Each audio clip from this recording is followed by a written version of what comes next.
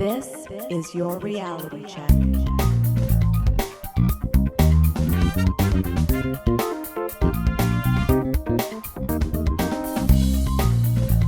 Welcome to The Reality Check, the weekly Canadian show that explores a wide range of controversies and curiosities using science and critical thinking. Today is February 13th, 2022. I'm producer Pat, and with me is Cristina Roach. Hey everyone. We have three interesting segments for you. Darren brings us a segment about New Year's resolutions. Adam talks to us about headlines suggesting masks make people more attractive. But first, Cristina, you're going to tell us about catalytic converter theft. I am.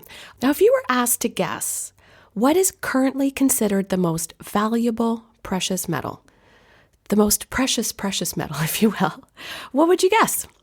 Gold, silver, platinum? I'm not going to ask you, Pat, because I know you know. Now, that would have been one of my best guesses. But what if I told you that the most valuable metal on our planet right now is likely sitting in your driveway or garage? Now, a few weeks ago, Pat came across a fascinating topic and suggested I could cover it on the show. And when I asked him what the gist was, he said two words: catalytic converters. To be honest, it didn't sound very fascinating to me. But then, you gave me the backstory, Pat, and you sent me a couple of articles, and here we are.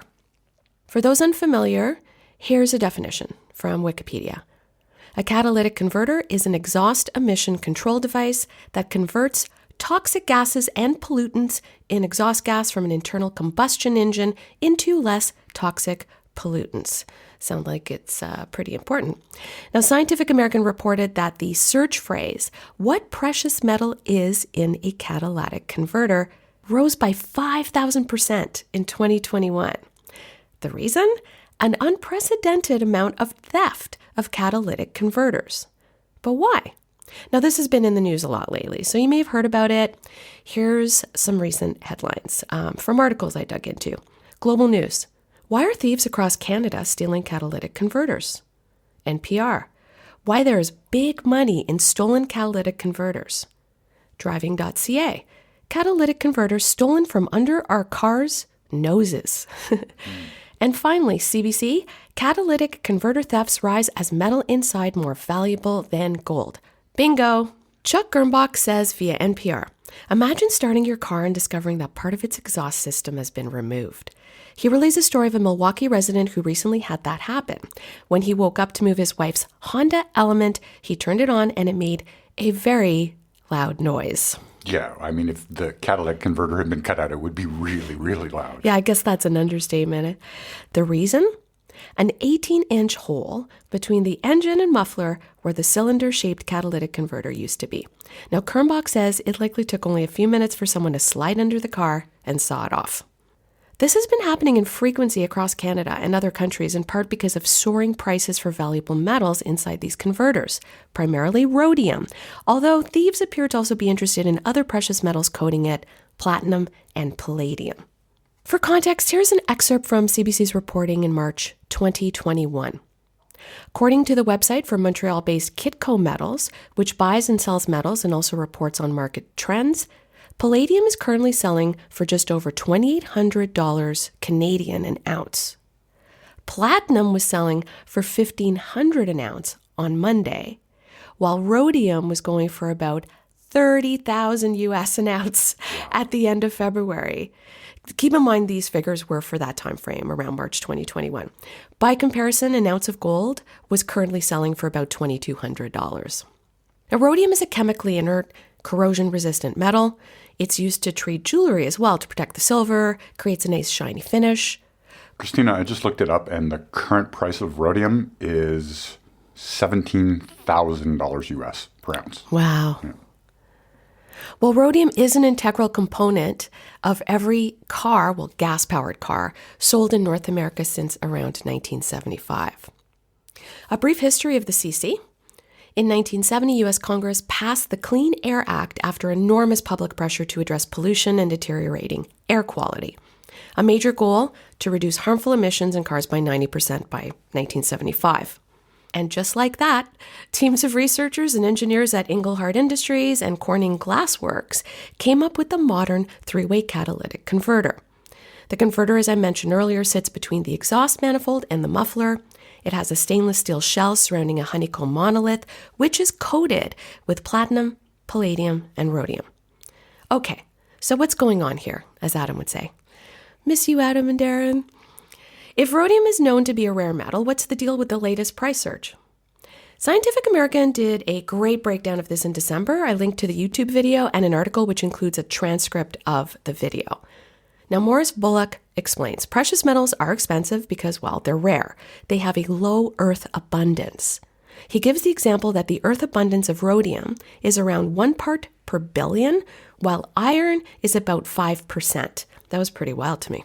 Now, Andrew Robinson says, closed mines and refineries created a huge deficit in rhodium, palladium, and platinum supply, even as demand was increasing around the world. It's a perfect storm, creating a huge spike in prices for all of these precious metals, and especially rhodium. Because of this deficit, rhodium prices peaked in March of 2021. And if car manufacturers can't buy these metals from mines, they'll get it somewhere else. And where would that be, Pat? I would think junkyards. Scrapyards, recycling. Now, Robinson goes on to say that recycled platinum group metals make up a major portion of precious group metals used by car manufacturers, which not only means big buck dollars for these businesses, but also golden opportunities for criminals.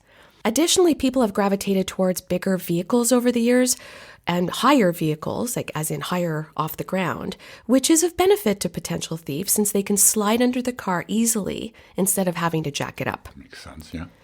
Driving.ca mentions that hybrids are especially vulnerable because they have a higher concentration of precious metals and typically less corrosion. Found that super interesting. Now, higher-end cars are more often stolen and resold than subject to converter theft.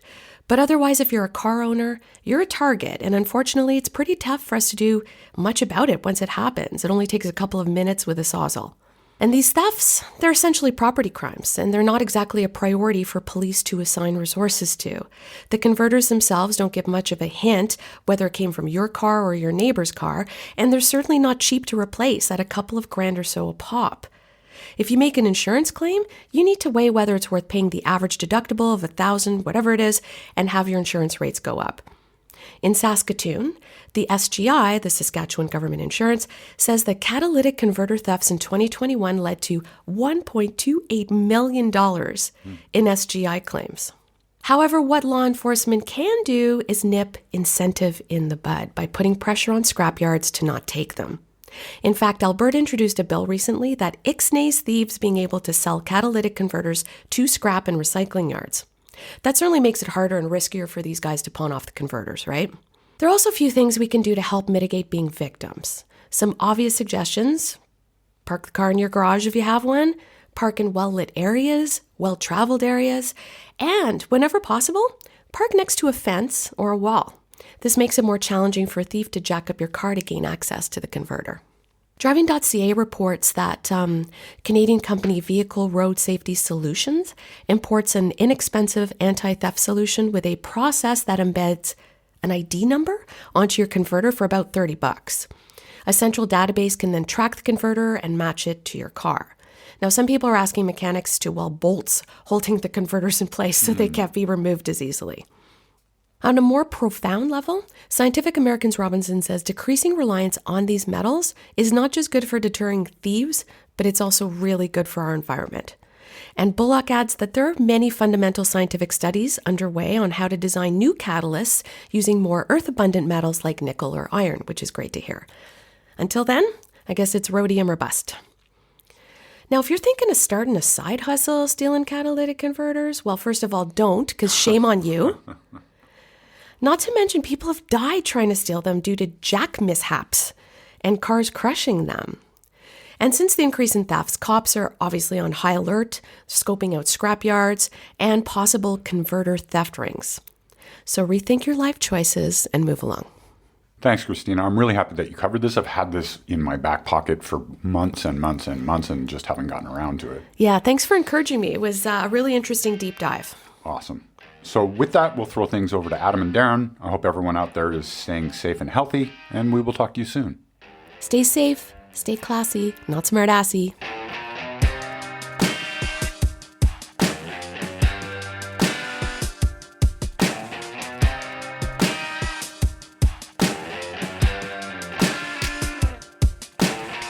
What's up, cuboids? Do masks make people appear more attractive? That's what a study by researchers at Cardiff University, which was widely reported on in the mainstream media, suggests. Well, let's have a look at the study. I saw this story reported on a few times, and you might have too. The press release from Cardiff University has the headline, "Face masks make wearers look more attractive, study suggests." It was sold as a, quote, surprising new reason to mask up. Because we need another reason, right? It states that prior to the pandemic, face masks reduced attractiveness, but the researchers wanted to see if this had changed. The results, as presented in the press release, suggest that medical face masks are considered the most attractive, but also that a face is considered significantly more attractive when covered by a cloth mask than when not covered. The effect, they say, was seen when covering both more and less attractive people, suggesting that it's not just a matter of hiding unattractive features. So there's a bit of a joke some people make that wearing masks can help with unattractive people. This could be true in some sense, in the same way that wearing a shirt may make a person who's not in that great shape look better than if they were shirtless. It seems this wasn't a factor from what the research says, from the fact that masks used to be seen as less attractive. So that alone doesn't seem to be the phenomenon that's going on. And the timing of the research is very important. It was done in February of 2021. In the UK, this was 7 months after face masks became mandatory. The specifics will vary by area, but some amount of masking certainly started prior to this in some other places. It suggested that the pandemic changed our psychology of how we perceive the wearers of masks. Previously, we may have thought it signaled that a person had a disease, but now it wouldn't have that same connotation. So, is this even true, I wonder? In Asia, it has been true for some time that wearing a mask is something that people would do when they're sick, but I don't consider this practice to have been all that common in Canada prior to the pandemic, and I'm not sure how things are in the UK. Obviously, they're closer to Asia. A limitation that's admitted by the researchers is that this was only done to see how females felt about males wearing masks. So that's the terminology used in the study, females and males. So great. Any issues with this research, which was spread far and wide by media outlets in the UK and around the world? Well, naturally, it was embraced by organizations who generally support pandemic restrictions, vaccinations, mask mandates, things like this. Others who were inclined to oppose mask mandates were dismissive of the research, but they didn't often give a good reason for being dismissive. Instead, they just sort of dismissed it on principle, vaguely suggesting it was wrong. Of course, people are ugly with masks. This is totally insane. This is a conspiracy by the media, whatever. So neither provided any real analysis of the claim, but I stumbled upon an article by James Towson, that's a pseudonym, who did what many journalists did not bother to do, and he read the study, which was directly linked from the Cardiff University press release. It's not hard to find. Didn't have to go digging through a bunch of paper to find it. It was there, and it wasn't paywalled. It's just there. You can see it in the show notes at trcpodcast.com if you're so inclined to go to a great website. So he had a few valid concerns. Now, to be fair, the writer himself is not a fan of masks. Here's a quote from that article. "It is surely a stretch of anyone's imagination to claim that most people find a germ-ridden mouth blanket more attractive than being exposed to a naked face." So that alone doesn't make him right or wrong in his criticism. You have to kind of understand where he's coming from. Like, I checked out his Twitter profile, and he's kind of just posts about COVID stuff as a person who, wants to end restrictions and things like that.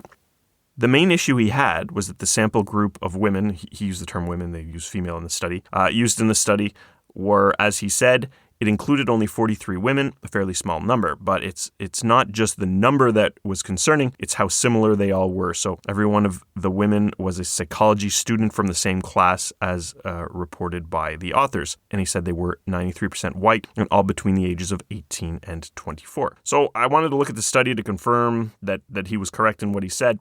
It does not mention that they were all in a specific class, but it does say that all of the participants were undergraduate psychology students recruited on the School of Psychology's experimental management system. It says most, so it says 40 out of 43, one person was excluded from the study, were between the ages of 18 and 24, and that most, again 40, identified as white.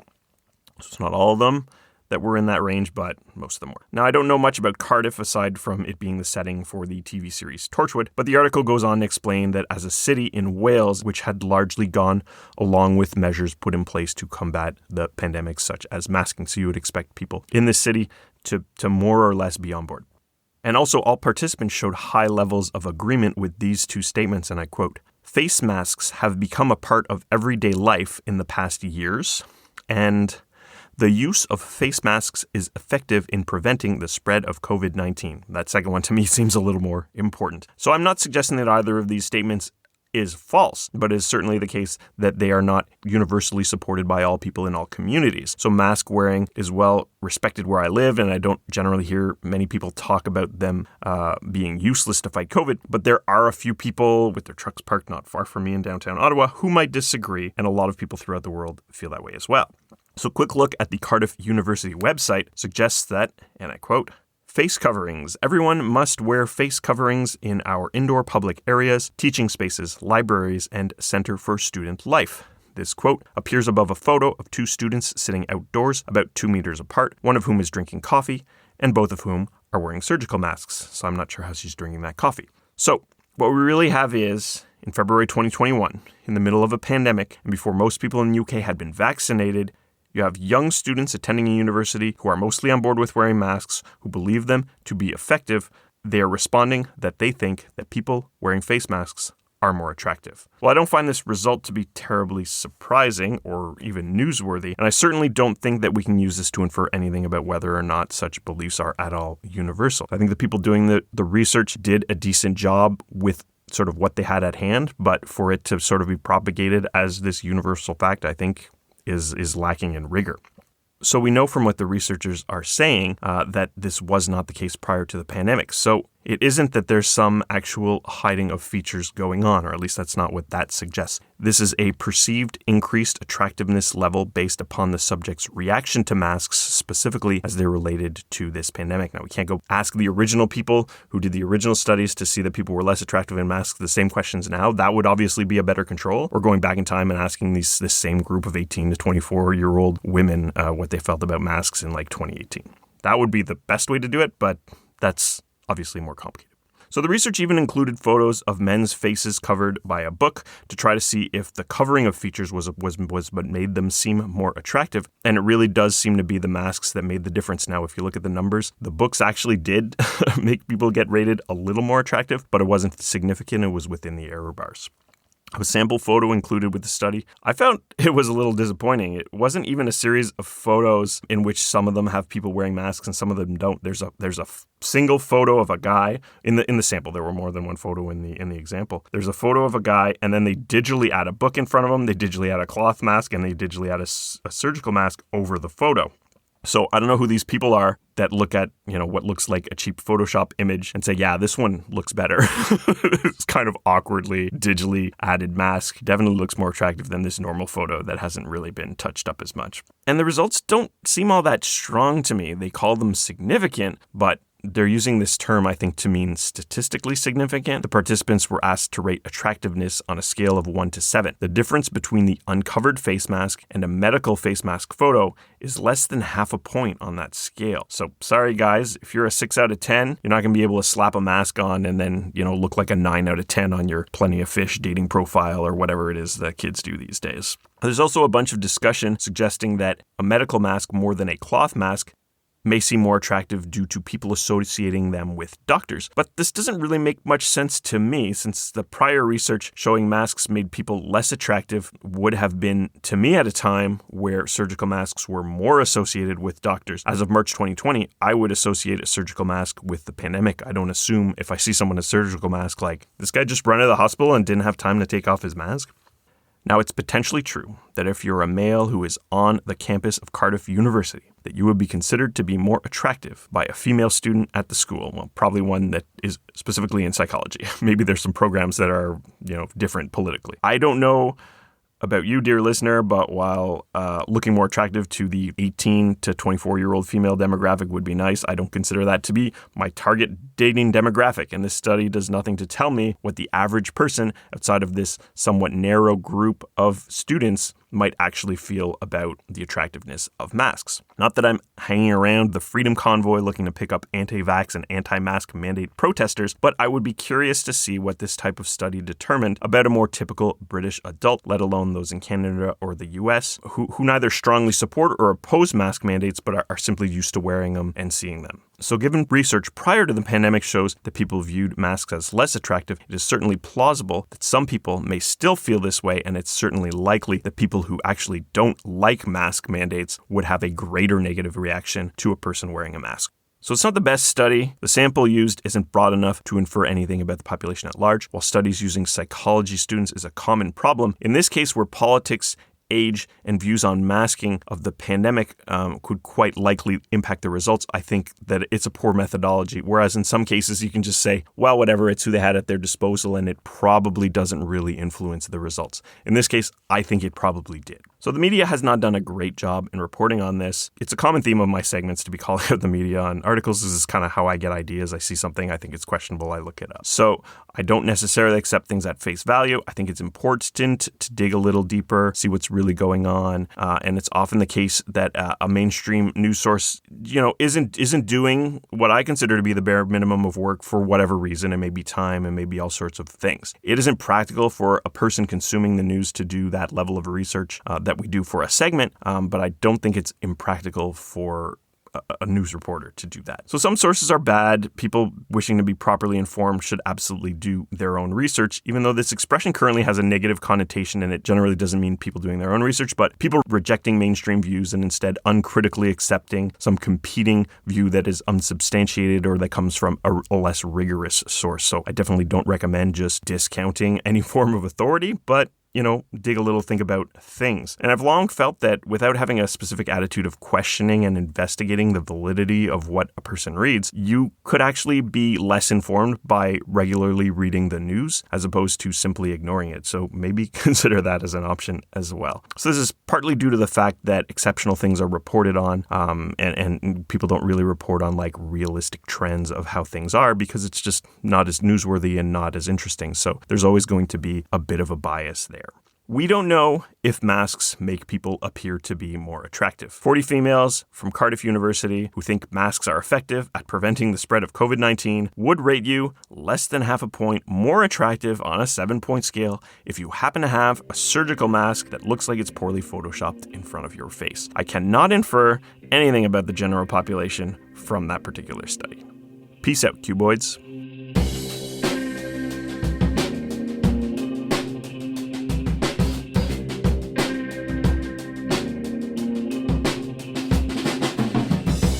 Happy New Year, listeners. Sorry I couldn't be on the previous show. If you happen to be thinking, well, there isn't much better than a New Year's themed segment that airs in February, you're in luck.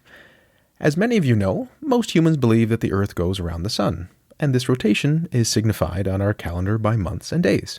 And many humans agreeing that January 1st signifies a new year. Well, now that I've said that, I have a feeling that if pressed regarding what it means astronomically, maybe a third wouldn't be able to connect the two. That doesn't really matter, though. The new year is also when many humans make resolutions. They resolve to be a better or different version of themselves. This is a short segment about these resolutions. I'll be upfront, it's based more on general beliefs I have than rigorous science because it's hard to get a definitive answer on how people behave psychologically in this context. A recurring theme will be for you to explore, test, and discover what works for you personally. For those wanting a throwback, Elon explored the topic with a game back in episode 174, way back. First things first. Do you even need to make a resolution? Why bother? Well, only you can provide an answer to this, but perhaps I can provide some things to consider. Doing things just because other people are isn't always a logical move, but it might be a rational one because it means we fit in more with our social group and our culture. If it makes you feel like being a part of something, perhaps that is a sufficient reason to make resolutions. And then you can also be part of the culture that understands or complains when they fail to change and doesn't succeed at those resolutions.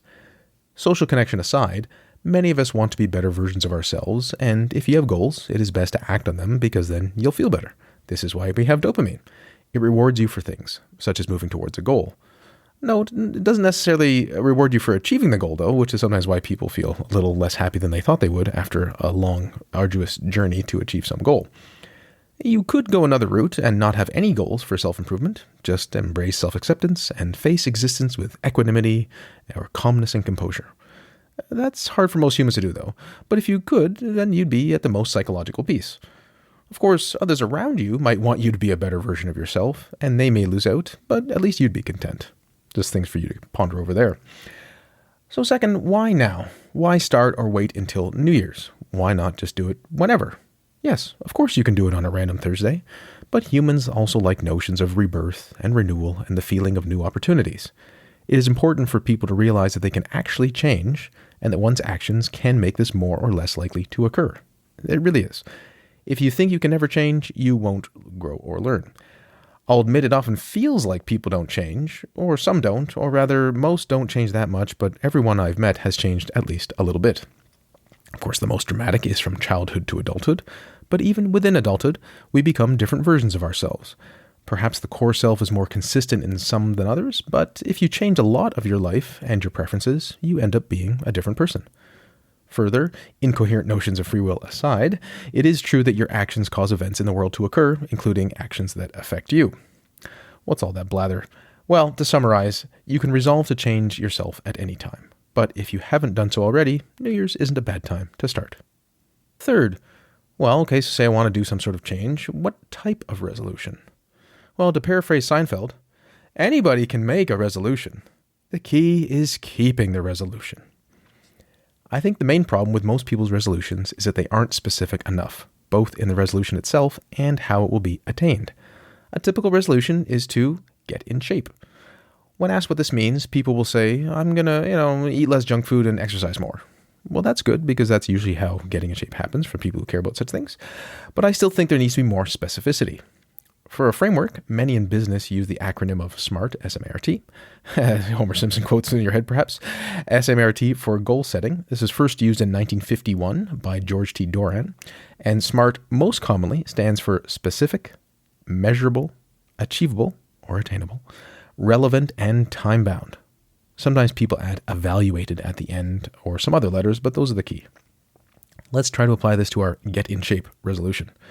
Get in shape could mean a wide range of things. It's not specific enough. Does this mean lose weight, become more physically fit, both, or perhaps one at the expense of the other? Meaning some might not want to overall lose weight, but want to reduce their amount of fat and increase their amount of muscle. Whatever it is, whatever your goal is, just be specific. Let's assume the main goal is weight loss, meaning fat loss. Very few want to lose muscle mass. So being specific, you can say you want to lose 10 pounds or 5 kilograms. Now, I know those aren't equivalent, but we're just using an example here, all right? Is this measurable? Sure it is. You just need a reliable scale. You can measure 10 pounds, you can measure your weight, you can see the difference. There you go. Is it achievable? Well, that depends on who is setting it in a theoretical sense. It is important to note that about 95% of diets eventually fail, so achievability may be a hard one. I won't spend much time on relevance as a criterion here because you chose it. I assume it's relevant to you. But time-bound is useful, as it also relates to achievability and specificity. So if you say you lose 10 pounds, that's fine, but by when? December 31st, 2022? That's fine, and to put it at the end of the year makes it far more achievable than if you said by March. It is easier to lose a pound a month than a pound a week, and most people probably don't want to lose weight much faster than that unless you know what you're doing. So reformulated, this resolution to get in shape becomes lose 10 pounds by December 31st, 2022, using a scale to measure it. This is a much better resolution.